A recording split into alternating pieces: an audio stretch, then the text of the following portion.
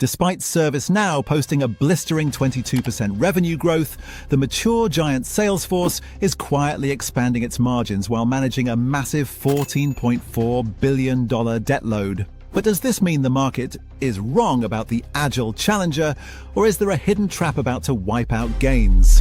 When you look at the $3.77 billion in first quarter revenue for ServiceNow, contrasted by the towering $41.5 billion in annual revenue for Salesforce, the scale difference is staggering. With ServiceNow growing its top line by 22% and Salesforce growing by 10%, the financial media calls this a win for the agile challenger.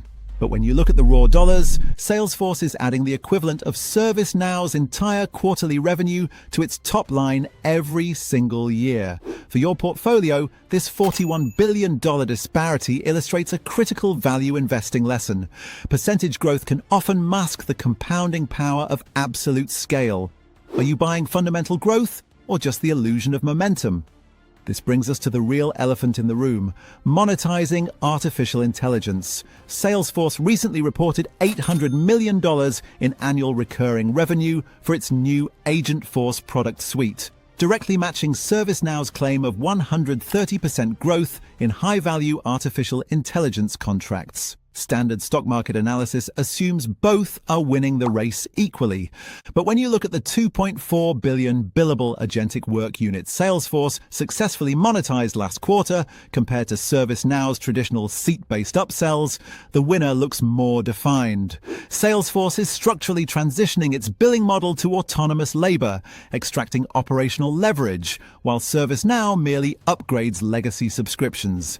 To grasp why this technological shift is happening, we must look at the profitability chasm. While Salesforce's operating margin sits at a robust 20.1%, ServiceNow is trailing significantly at a concerning 13.5%. Operating margin reveals how much profit a company makes from core operations before paying interest or taxes. This gap became a severe chasm because Salesforce exhibits immense operational leverage on its 77.7% gross margin, while ServiceNow suffers universal margin degradation. Specifically, ServiceNow is slipping from a 78.9% gross margin down to 75%. Gross margin measures the money left after deducting direct software delivery costs. Both companies are executing aggressive acquisitions to build artificial intelligence ecosystems. But Salesforce swallowed Informatica and immediately added $388 million to its fourth quarter revenue while expanding margins. In contrast, ServiceNow acquired Vesa and Armiz, and management warned this will create a margin drag through 2026. The golden rule for fundamental analysis is that aggressive expansion should not permanently destroy operational efficiency. This exposes the most dangerous accounting illusion hiding in the sector: the quality of earnings. ServiceNow boasts an elite 44.1% non-standard free cash flow margin, which looks brilliant until you see Salesforce generating $14.4 billion in true free cash flow at a 34.7% margin. The mainstream financial narrative praises both for their high cash conversion rates. But when you look at the $136 million in acquisition costs that ServiceNow added back to inflate its cash flow metric, compared to Salesforce's cleaner accounting on its $15.0 billion in operating cash flow, the challenger looks more vulnerable. Operating cash flow tracks the physical cash moving in and out of a business. Furthermore, ServiceNow utilizes a $700 million gap between standard and non-standard operating income, driven by $558 million in stock-based compensation to mask true operational costs. Salesforce also heavily adjusts for its $3.48 billion in stock-based compensation, but its underlying standard net margin of 18% still easily eclipses ServiceNow's 12.4% net margin. You must strip away accounting magic tricks to uncover the true economic reality. This massive stock-based compensation burden forces a grueling capital return battle. ServiceNow spent $2.23 billion on stock buybacks in a single quarter, yet its weighted average share count actually increased to 1.04 billion shares. Salesforce spent $12.6 billion annually on share repurchases, but paired it with expanding net income to shrink its equity base while issuing a $1.59 billion dividend. Retail investors blindly cheer for multi-billion-dollar stock buybacks. But when you look at the $14.4 billion in long-term debt Salesforce took on to fuel this transformation, compared to ServiceNow's leaner $1.49 billion debt load, Salesforce introduces serious interest rate exposure. To fund its pivot, Salesforce leveraged its balance sheet, taking on $6 billion in new debt, making it the inherently riskier but more optimized capital allocator.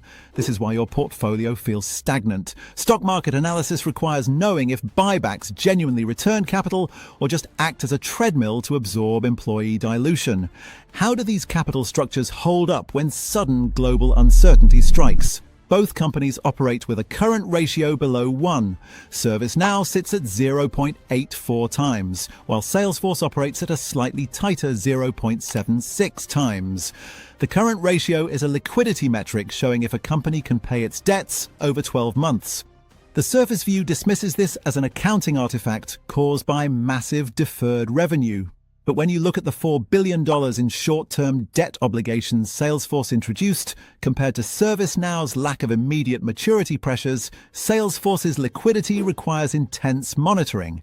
Yet when regional tensions freeze enterprise software budgets, the fundamental resilience flips completely. ServiceNow cited regional tensions as a headwind that delayed several large deal closures last quarter, causing its standard revenue growth of 22% to drop to 19% in constant currency. In contrast, Salesforce boasts a staggering $72.4 billion remaining performance obligation compared to ServiceNow's $12.6 billion current backlog. This metric represents contracted revenue that has not yet been recognized. The trade implication is that massive revenue backlogs guarantee realization regardless of near-term market volatility.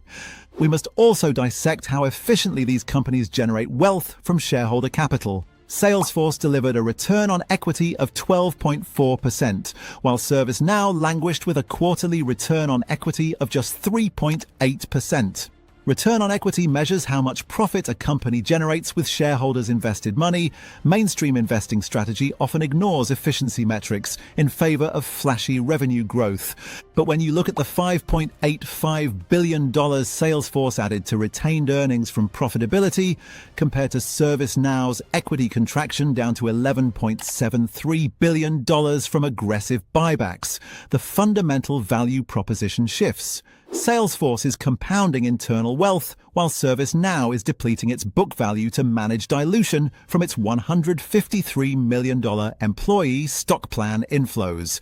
As an investor applying fundamental analysis, you must demand that return on equity translates into genuine retained earnings growth, rather than evaporating into defensive capital return programs designed to appease Wall Street expectations.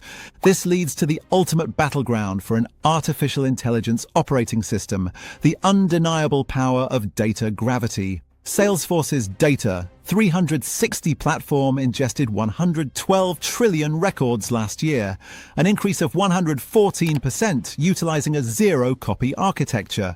ServiceNow countered this with its Vesa acquisition, driving a $1 billion sequential increase in goodwill to bolster its identity security data platform. Goodwill is a premium paid during an acquisition above the fair value of the target company's assets. The mainstream assumption is both companies can equally leverage trapped data to train language models. But when you look at the $6.66 billion increase in goodwill Salesforce absorbed from Informatica to dominate enterprise data integration, compared to ServiceNow's specialized operational workflows, Salesforce's massive data moat becomes impenetrable. Over 60% of Salesforce's recent Agentforce bookings came from existing customer expansions, proving large enterprises are willing to buy autonomous labor from their legacy provider. Furthermore, Salesforce generates a return on assets of 6.9%, crushing ServiceNow's paltry return on assets of 1.86%. Return on assets indicates how profitable a company is relative to its total resources. The golden rule of value investing is that data gravity always acts as an ultimate defensive moat against agile upstarts. Despite ServiceNow's widespread reputation as the agile challenger, Salesforce proves that scale and a structural shift toward autonomous artificial intelligence labor present a superior strategy for enduring wealth creation. That is why I believe that within the next 24 months, the market will severely punish enterprise software companies relying on non-standard accounting illusions to hide dilution. Investors will increasingly reward true innovators possessing impenetrable data moats and genuine operational efficiency.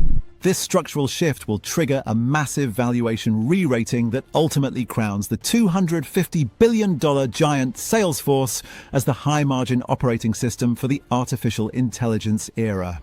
I want to hear your take. Does ServiceNow's faster 22% growth rate make it a better long-term bet, or is Salesforce's profitability simply too strong to ignore? Let me know in the comments. So hit subscribe so you won't miss what's next, and jump straight to the next video, because that could be the very insight you need to get ahead.